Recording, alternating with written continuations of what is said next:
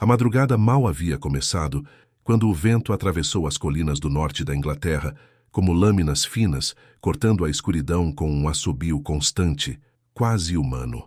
Hangares vazios, que antes guardavam aviões reais, agora eram apenas carcaças de metal frio, observando o vazio. Mas algo incomum acontecia ali, algo que nenhum soldado alemão poderia imaginar. Não eram tanques, nem canhões, nem aviões patrulhando o céu nublado. Eram homens apressados, de lanternas cobertas, empurrando enormes estruturas dobradas que mais pareciam animais adormecidos. Uma luz amarela fraca iluminava o contorno de algo que parecia um tanque. Mas não era um tanque. Era uma promessa, uma mentira, um truque. O primeiro a perceber o potencial daquela ideia foi um engenheiro de olhar cansado, com dedos sempre sujos de tinta e petróleo. Ele caminhava ao redor da estrutura inflável como um escultor analisando a própria obra-prima. A lona brilhava sob o reflexo das lanternas.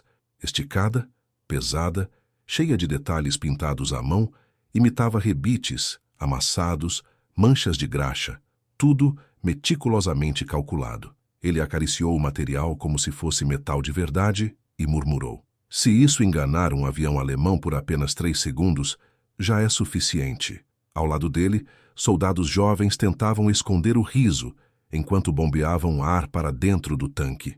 O compressor roncava, chiava, cuspia vapor. Aos poucos, o monstro inflável tomava forma.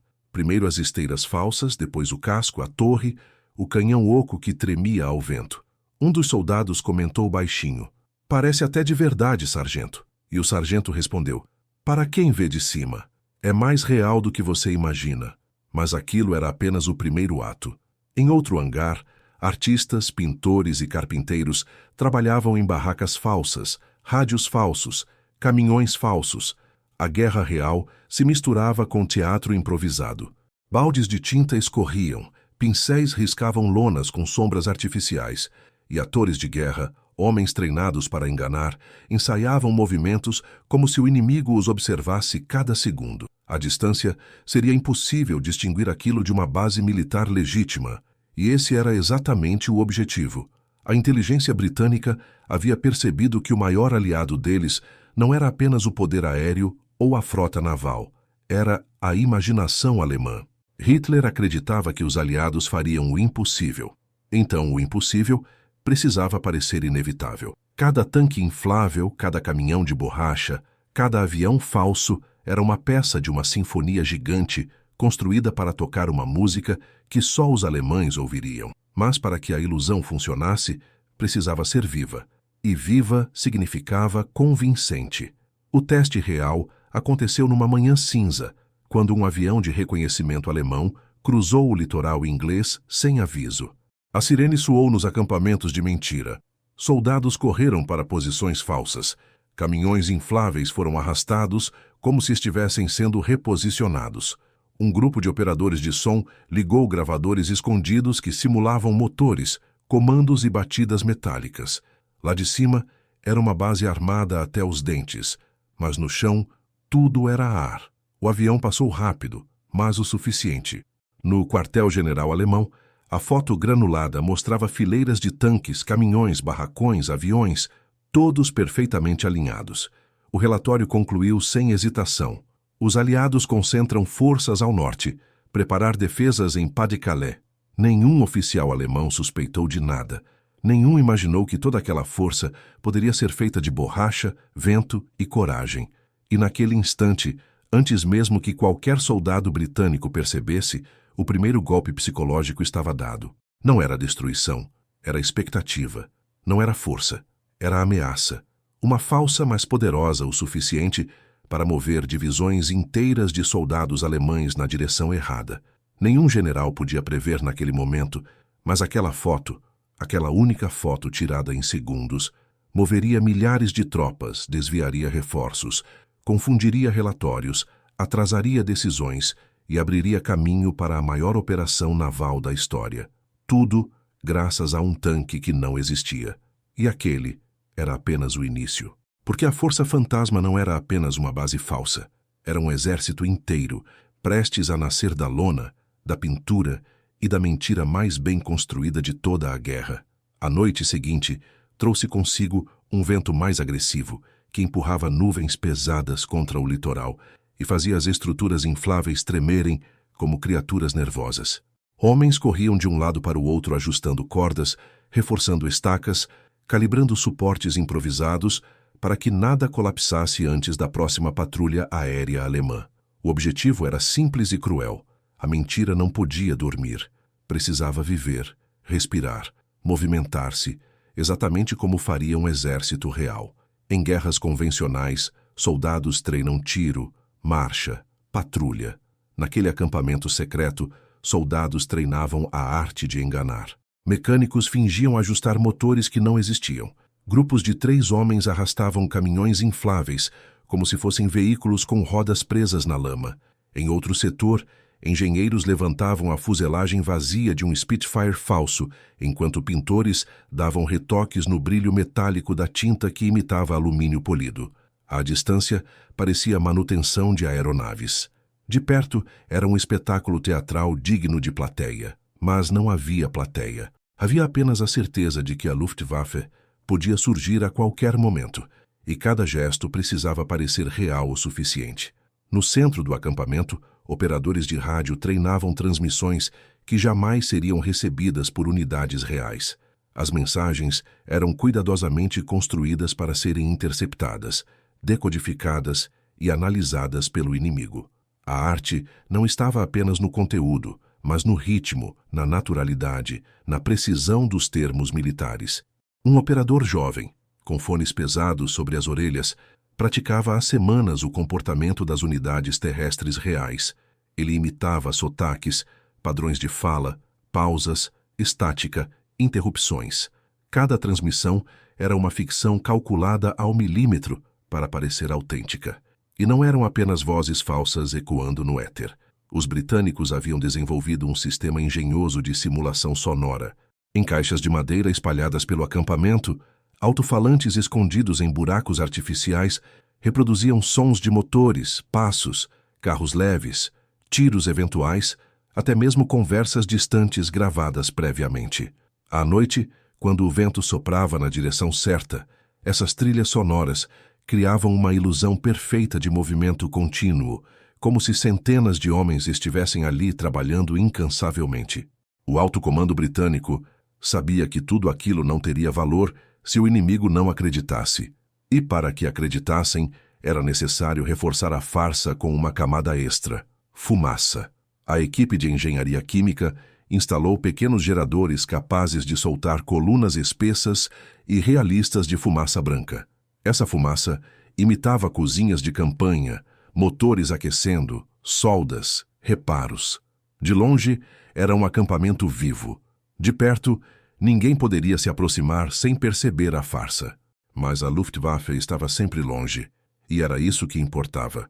O maior teste aconteceu quando um avião de reconhecimento alemão fez um voo rasante e inesperado. O som do motor ecoou pelo acampamento como o rugido de um predador faminto. Em segundos, todos os operadores entraram em ação. Os tanques infláveis foram posicionados em fileiras, simulando preparação de ataque. Homens correram entre eles, carregando caixas vazias, imitando munição. A torre falsa foi girada manualmente por 3 soldados que empurravam a lona como quem ajusta um canhão real. No setor de aviação, os Spitfires falsos foram alinhados de forma impecável e lanternas foram usadas para simular refletores de manutenção. Do alto, a cena era perfeita. Tanto que, no dia seguinte, o relatório inimigo descrevia com precisão quase cirúrgica a posição das tropas identificadas. O documento alemão confirmava a presença de 4 regimentos, 3 batalhões blindados e uma unidade aérea que, na realidade, não existia. A inteligência alemã marcava com canetas vermelhas a movimentação da força que eles acreditavam ser crucial para o futuro ataque aliado. Alguns oficiais pressionavam por reforços imediatos na região, outros exigiam mais voos. Todos, sem exceção, acreditavam na mentira. A notícia correu pelos corredores do comando britânico como faísca em pólvora. O exército fantasma estava funcionando. A Alemanha estava mordendo a isca. E quanto mais acreditasse, maior seria o impacto no dia decisivo. Aos poucos, aquela farsa gigantesca começou a ganhar mais recursos, mais homens, mais equipamentos infláveis. A operação crescia como uma onda silenciosa, prestes a quebrar sobre a cabeça do inimigo. Eles estavam construindo não apenas um acampamento falso, mas uma narrativa inteira, um exército inteiro, uma ameaça que tomava forma de ar comprimido e tinta úmida. Os dias seguintes foram de ensaios contínuos. Nada podia falhar, nada podia parecer artificial demais.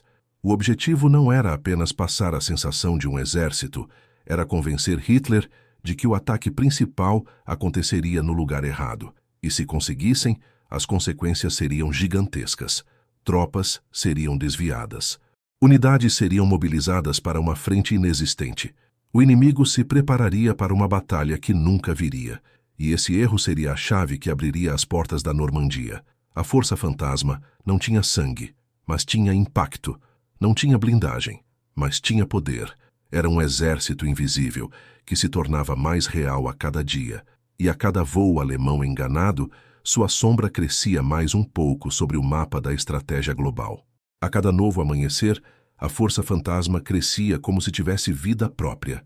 Para quem vivia ali dentro, já não era mais apenas uma missão. Era um organismo pulsante, alimentado pela imaginação dos aliados e pela confiança cega dos alemães.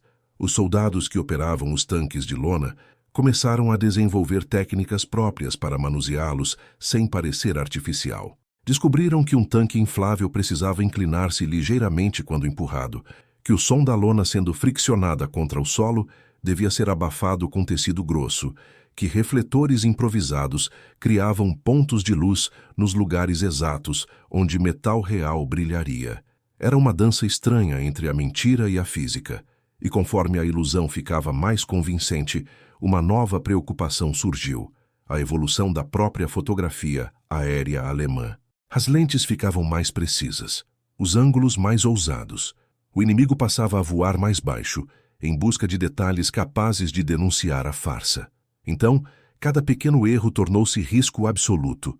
Uma sombra projetada no lugar errado, um amassado inflável deformado pelo vento, a ausência de marcas de esteiras no solo, qualquer elemento poderia entregar tudo.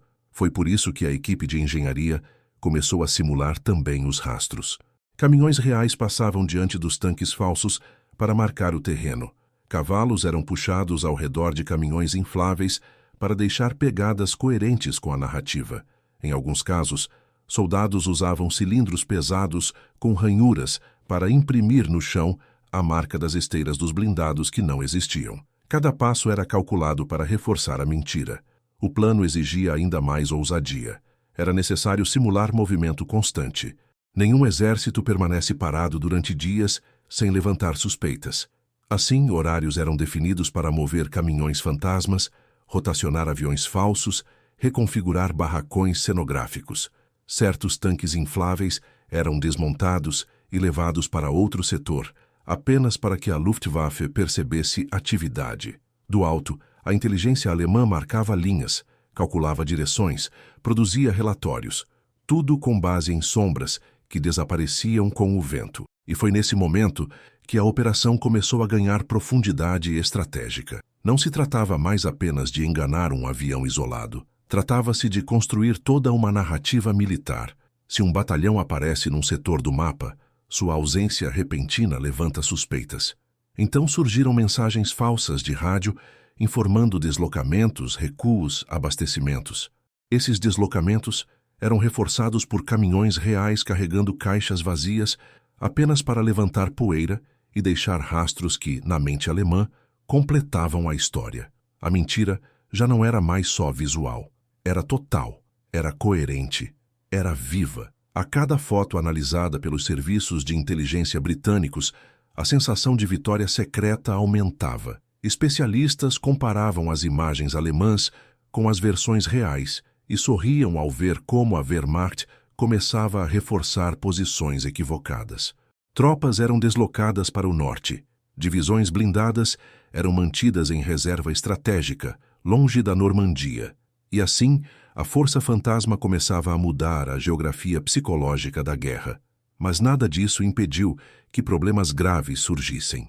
Em uma tarde particularmente ventosa, um tanque inflável se soltou das estacas e começou a deslizar como um balão gigantesco, rolando colina abaixo. 3 soldados correram desesperados atrás dele, tentando impedir que fosse visto por qualquer patrulha aérea.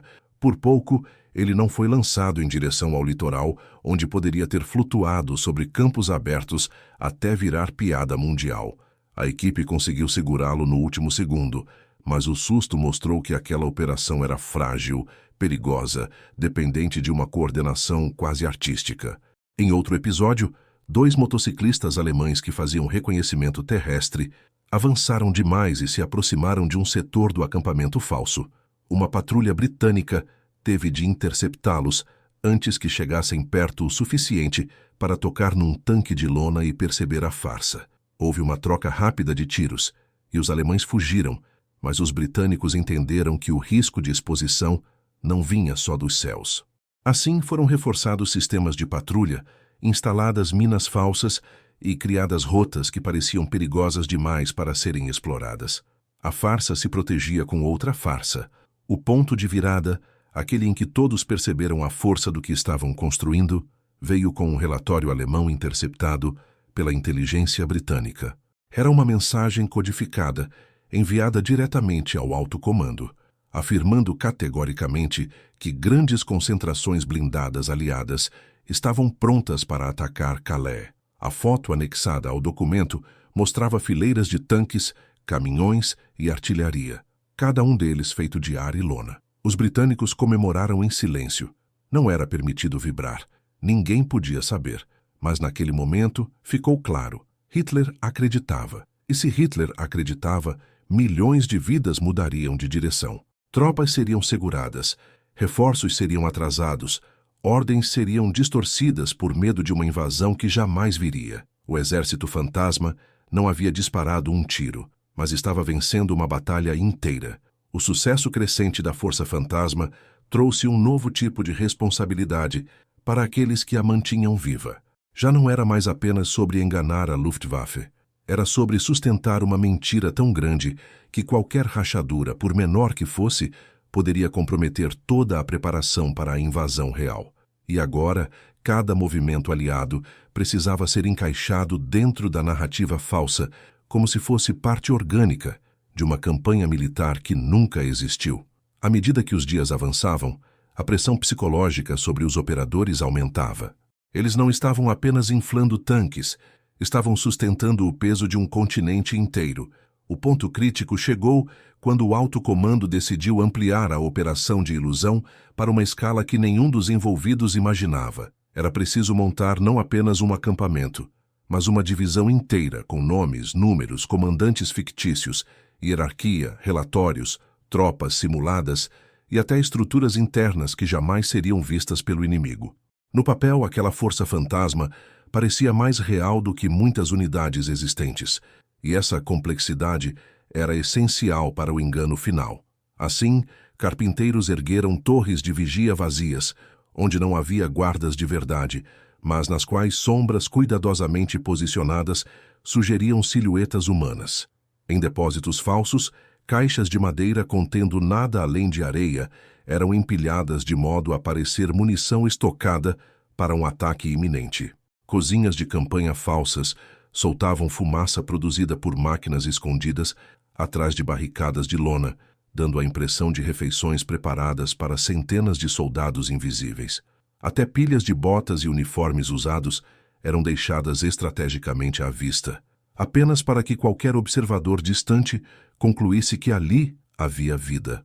A inteligência britânica, percebendo o potencial do engano, começou a reforçar a narrativa com espionagem ativa. Agentes duplos transmitiam informações cuidadosamente fabricadas, sempre coerentes com as fotos que os alemães capturavam.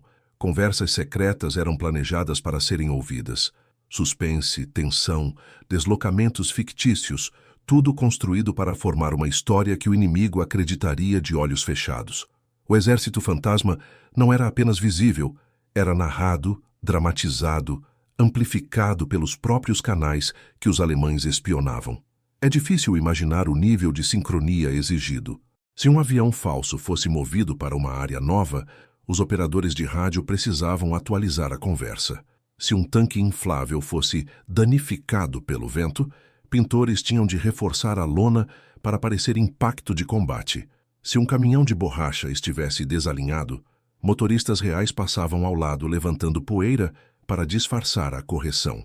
Tudo girava em torno do mesmo princípio. A ilusão precisava ser tão completa que não restasse espaço para dúvida. Em meio a essa dança de sombras, a Alemanha começou a lutar contra a própria imaginação. Em relatórios internos, generais reclamavam da dificuldade de prever a movimentação aliada. Alguns descreviam o norte da Inglaterra como um redemoinho de atividade militar, impossível de mapear com precisão. Outros insistiam que a Inglaterra estava reunindo forças para um ataque gigantesco a Calais. Nenhum deles percebia que estavam analisando sombras de lona. A confirmação mais forte de que a operação alcançara seu ápice veio em forma de silêncio. Um silêncio administrativo, quase burocrático, mas devastador. Ordens começaram a circular entre unidades alemãs, instruindo que divisões blindadas permanecessem em posição defensiva, aguardando um ataque que, segundo eles, já estava em preparação avançada. Ninguém nos corredores de Berlim ousava sugerir que poderia ser um blefe. As fotos, os relatos, as mensagens interceptadas. Tudo parecia coerente demais para ser mentira. Mas enquanto a confiança alemã se voltava para Calais, os preparativos reais para a Normandia avançavam em total sigilo. Cada minuto que a Força Fantasma prendia a atenção do inimigo era um minuto ganho para os soldados que cruzariam o Canal da Mancha. A mentira estava comprando tempo, e tempo era a arma mais rara de todas. O efeito psicológico sobre os operadores da Força Fantasma também era profundo. Muitos deles relatavam uma sensação estranha, quase surreal, de lutar uma guerra onde não havia tiros, nem explosões, nem inimigos visíveis. Era uma guerra de ecos, sombras, silhuetas e ilusões. Eles eram soldados, mas também artistas, engenheiros, atores, técnicos, e de certa forma eram também fantasmas, homens que lutavam sem serem vistos, influenciando batalhas sem jamais pisar nelas. A operação estava prestes a se tornar algo ainda maior. O dia D aproximava-se, e com ele a necessidade de intensificar a mentira até o limite. A Força Fantasma teria de simular não apenas presença, mas movimentação massiva, não apenas preparação, mas prontidão absoluta. A Alemanha precisava acreditar que Calais seria o centro do ataque, e acreditaria, porque até aquele momento não havia motivo para suspeitar. A guerra estava sendo decidida não com aço, mas com ar, não com bombas, mas com pincéis. E a Alemanha não tinha ideia de que estava prestes a cair na maior armadilha psicológica da história militar. Nas semanas que antecederam a invasão, cada detalhe da Força Fantasma foi ampliado como se uma orquestra invisível estivesse afinando seus instrumentos para o maior concerto militar da história. A Inglaterra inteira parecia vibrar com movimentos que, na prática, nunca aconteceriam. Milhares de botas inexistentes marchavam na mente dos analistas alemães. Centenas de tanques de borracha avançavam pelas páginas dos relatórios inimigos. Aquele exército ilusório, nascido de lona e tinta, agora ocupava espaço real nos mapas de guerra da Alemanha. O ar ficou mais pesado à medida que junho de 1944 se aproximava. A tensão era quase palpável. Cada operador de rádio sabia que suas palavras poderiam desencadear decisões que moveriam divisões inteiras de soldados alemães para posições equivocadas. Cada pintor que retocava um tanque inflável sabia que seu pincel era uma arma tão poderosa quanto qualquer arma real. Cada engenheiro que posicionava um caminhão falso calculava a sombra que seria captada pelas câmeras alemãs. Eles estavam, literalmente, redesenhando a percepção do inimigo. E quanto mais a operação crescia, mais ousadas se tornavam as manobras. Uma das tarefas mais arriscadas ocorreu quando o alto comando determinou que toda a divisão fantasma precisava simular um deslocamento colossal. Isso exigia mover centenas de estruturas infláveis de um setor a outro, uma operação física e mentalmente exaustiva. As ordens eram claras. A Luftwaffe precisava ver o movimento durante a manhã, registrar a mudança à tarde e relatar ao alto comando alemão no fim do dia. Isso geraria a ilusão de que uma força gigantesca com intenções ofensivas concretas, estava se preparando para atacar Calais de forma iminente. Assim, antes do amanhecer, dezenas de caminhões reais começaram a puxar carretas carregando tanques que não pesavam quase nada, mas eram volumosos e difíceis de manusear. Parecia uma operação real, exceto pelo fato de que qualquer baque mais forte podia rasgar todo o esquema. Os soldados se acostumaram a trabalhar com cuidado quase cirúrgico, e quando o sol nasceu, os primeiros aviões alemães já estavam no ar, observando longas colunas de veículos sendo reposicionadas com a precisão de uma movimentação autêntica. Era tudo cuidadosamente coreografado. Do lado alemão, a reação foi imediata. O alto comando convenceu-se de que esse deslocamento só podia significar uma coisa: os aliados estavam se preparando para um ataque maciço ao Pas de Calais. Unidades que poderiam reforçar a Normandia foram retidas. As defesas ao norte foram reforçadas. Generais insistiram que qualquer movimentação aliada em outra região era apenas distração. A força fantasma tinha se tornado tão convincente que, ironicamente, parecia mais real do que algumas divisões verdadeiras. A partir daquele ponto, o engano deixou de ser apenas um truque visual para se tornar uma prisão estratégica. A Alemanha engessou-se na própria interpretação. Eles viam tanques onde não havia tanques, viaturas onde não havia viaturas, tropas que nunca marcharam, batalhões que nunca existiram. Quanto mais analisavam, mais se prendiam ao erro, e esse erro se tornava cada vez mais caro. Mas nada na guerra é simples, e o risco de colapso da farsa aumentava a cada novo dia. Certa manhã, operadores de som perceberam que uma das gravações usadas para simular o ruído de tanques estava prestes a ser reutilizada por engano. Um padrão sonoro repetitivo captado pela Luftwaffe seria catastrófico. Um soldado correu até o setor e desligou o equipamento segundos antes de um novo sobrevoo. Em outra ocasião, uma tempestade inesperada arrancou 2 tendas infláveis que quase voaram sobre o litoral. E somente a ação desesperada de uma patrulha evitou que se tornassem evidências flutuantes da mentira britânica. Havia também o lado psicológico. Muitos soldados relatavam um sentimento crescente de deslocamento, como se estivessem vivendo numa guerra paralela, onde tudo era sombra e ilusão. Alguns sentiam culpa por lutar sem lutar, por arriscar a vida não para disparar tiros, mas para manter de pé uma ficção gigantesca. Outros sentiam orgulho, um orgulho silencioso, quase secreto, de participar de algo tão grande e tão crucial. A guerra travada ali não era travada no mesmo campo onde as bombas explodiam, mas sim no campo onde decisões eram moldadas, e decisões valiam vidas. O auge da preparação veio quando as mensagens falsas transmitiram a suposta ordem final para a grande ofensiva em Calais. Ela era urgente, codificada, cheia de termos militares. Era falsa, mas precisava soar como a verdade absoluta. Essa transmissão, calculada para ser interceptada, caiu como veneno dentro da inteligência alemã. Em poucas horas, generais reforçaram ainda mais a convicção de que o ataque aconteceria ao norte. O engano estava completo. Era irreversível. Enquanto isso, bem longe dali, na costa da Normandia, as verdadeiras forças aliadas se preparavam para embarcar na madrugada mais decisiva da guerra. E elas teriam caminhos muito mais abertos, graças a homens que, naquele momento, estavam inflando tanques de borracha debaixo de chuva. A Força Fantasma havia se tornado o maior exército inexistente da história e estava prestes a mudar tudo.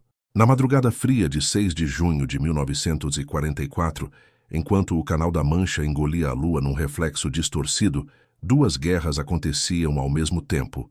Uma era feita de aço real, homens reais, sangue real, a invasão da Normandia, a tempestade de fogo que mudaria o mundo para sempre. A outra era silenciosa, invisível, feita de sombras infláveis e vozes falsas. A guerra que preparara o palco para que o ataque principal tivesse uma chance de vencer. Era a guerra da Força Fantasma. E naquele dia, seus operadores assistiram à própria obra alcançar o auge. No norte, longe dos desembarques reais, o acampamento fantasma despertava com a precisão de um relógio suíço. Sons de motores falsos foram acionados antes mesmo de os primeiros pássaros cantarem. Generadores sopravam fumaça branca no ar úmido, barracas falsas balançavam sob o vento, projetando sombras que pareciam soldados movimentando-se no interior. Os operadores de rádio transmitiam mensagens codificadas com urgência teatral, repetindo ordens que falavam em ataques iminentes contra Calais, mencionando unidades inexistentes, destacando batalhões fantasmas que se preparavam para avançar. Tudo era coordenado para enganar qualquer interceptação alemã. Do lado inimigo, as primeiras horas após a invasão real foram caóticas. Mensageiros corriam pelos corredores das bases, relatando um ataque massivo na Normandia. Mas, ao mesmo tempo, fotos e relatórios falsos vindos do norte da Inglaterra alimentavam a convicção de que aquele ataque era um desvio. Berlim acreditava que um segundo golpe, muito maior, muito mais devastador, aconteceria em Calais. A Força Fantasma havia plantado essa ideia com tanta precisão que, mesmo diante da realidade, a Alemanha se recusava a acreditar.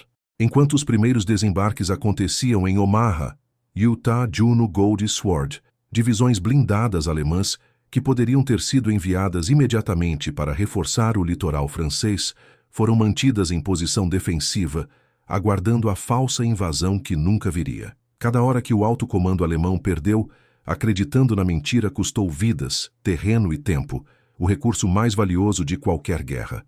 Era um engano estratégico tão profundo que ninguém ali tinha plena consciência do quão decisivo seria.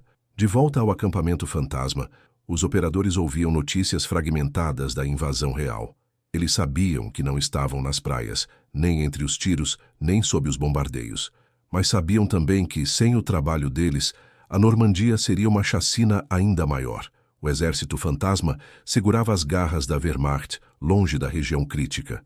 Eles não atiravam, não sangravam, mas estavam lutando, no campo mais perigoso de todos, a mente do inimigo. Horas depois dos primeiros desembarques, uma sequência de relatórios alemães confirmou o impacto absoluto da operação de dissimulação. Os generais insistiam que a invasão na Normandia era apenas uma primeira onda. A verdadeira viria por Calais. Tropas de elite, inclusive divisões Panzer, permaneceram estacionadas no norte por dias.